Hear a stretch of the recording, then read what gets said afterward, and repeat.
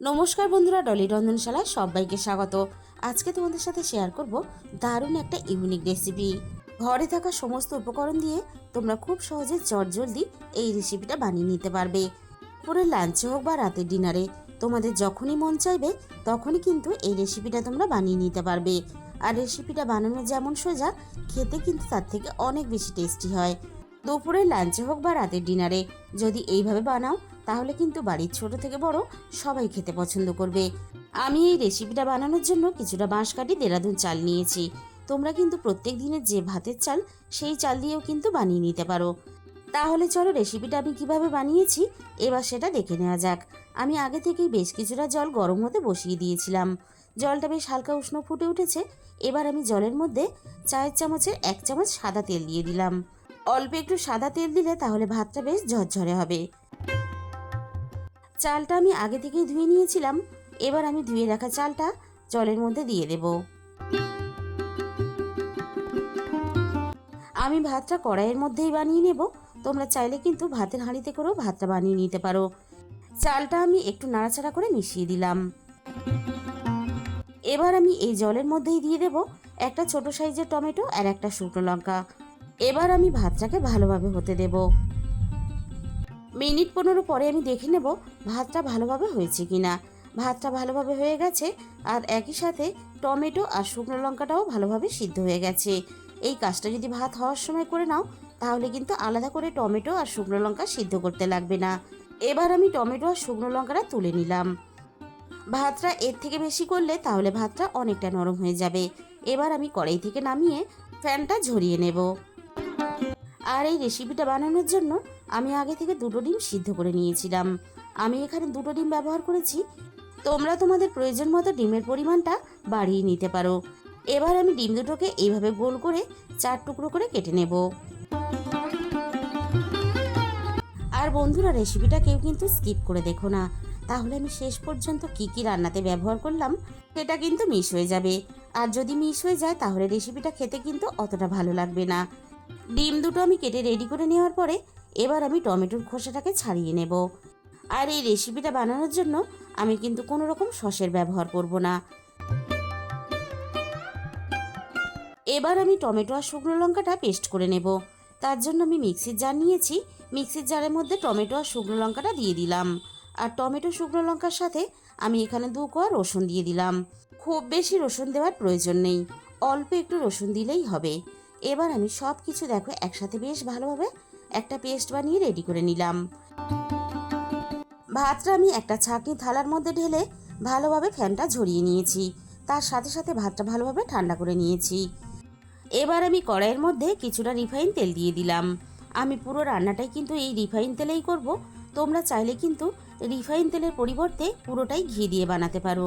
আর তা না হলে রিফাইন তেল আর ঘি দুটো মিশিয়েও রান্নাটা করতে পারো। এবার আমি কিছুটা পেঁয়াজের বেরেস্তা ভেজে নেব। আমি এখানে মাঝারি সাইজের 2টো পেঁয়াজ ব্যবহার করেছি।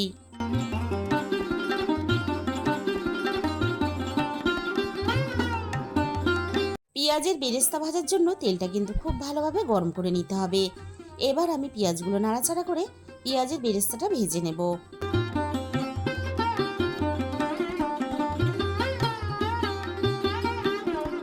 বেরেস্তাটা আমার ভাজা রেডি হয়ে গেছে। এবার আমি কড়াই থেকে তেল ঝরিয়ে নামিয়ে নেব।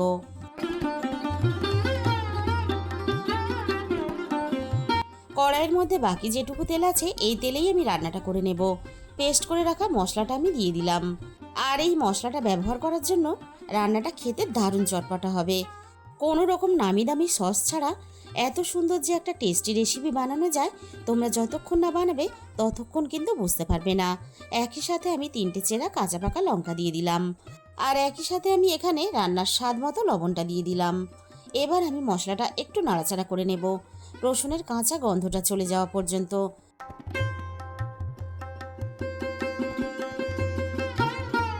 রসুনের কাঁচা গন্ধটা চলে গেছে। এবার আমি মশলার সাথে ভাতটা দিয়ে দেব।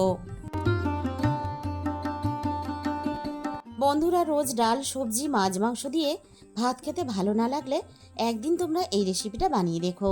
সমস্ত ভাতটা আমি দিয়ে দিলাম। এবার আমি এখানে কিছুটা পেঁয়াজের বেরেস্তা দিয়ে দিলাম, আর কিছুটা আমি রেখে দিয়েছি, রান্নাতে আমি পরে ব্যবহার করব। এবার আমি হালকা হাতে নাড়াচাড়া করে সব কিছু একসাথে মিশিয়ে দেব।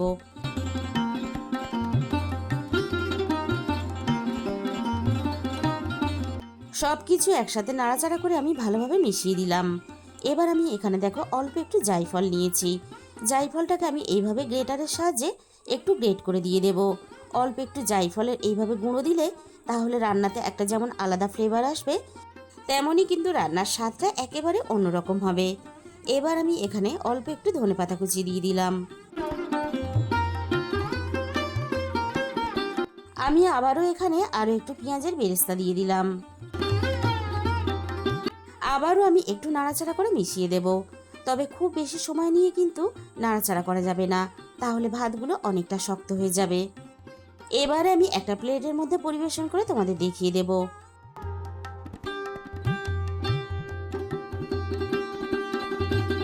আর বন্ধুরা দেখতেই পাচ্ছ কতটা ভাতটা ঝরঝরে হয়েছে। বন্ধুরা পরিবেশন করার আগে যদি একটু সাজিয়ে গুছিয়ে পরিবেশন করো, তাহলে কিন্তু দেখেই খিদের পরিমাণ আরও একটু বেড়ে যাবে। আমি উপর থেকে আরও একটু ভাজা বেরেস্তা দিয়ে দিলাম, আর তার সাথে আরও একটু অল্প ধনেপাতা কুচি দিয়ে দিলাম। আর যারা একটু বেশি ঝাল খেতে পছন্দ করো, তারা কিন্তু এই ভাজা কাঁচা লঙ্কাটা খেতে পারবে। এবার আমি ডিমের পিসগুলো এইভাবে উপর থেকে একটু সাজিয়ে দেব। তাহলে বন্ধুরা আজকের এই রেসিপিটা ভালো লাগলে ভিডিওতে একটা লাইক করে দিও, আর নিজেদের বন্ধুদের মধ্যে শেয়ার করে দিও। আর যে সমস্ত নতুন বন্ধুরা এখনও পর্যন্ত আমার চ্যানেলটা সাবস্ক্রাইব করোনি, এরকম নতুন ঘরোয়া সহজ রেসিপি পেতে আমার চ্যানেলটা সাবস্ক্রাইব করে আমার পাশে থাকার অনুরোধ রইল। আর তার সাথে সাথে পাশে থাকা বেল আইকনটা ক্লিক করে অল করে দিও, তাহলে আমি যখনই কোনো নতুন রেসিপি আপলোড করব সবার আগে তোমার কাছে পৌঁছে যাবে। আজকে তাহলে এই পর্যন্ত, দেখা হবে অন্য কোনো নতুন রেসিপির সাথে।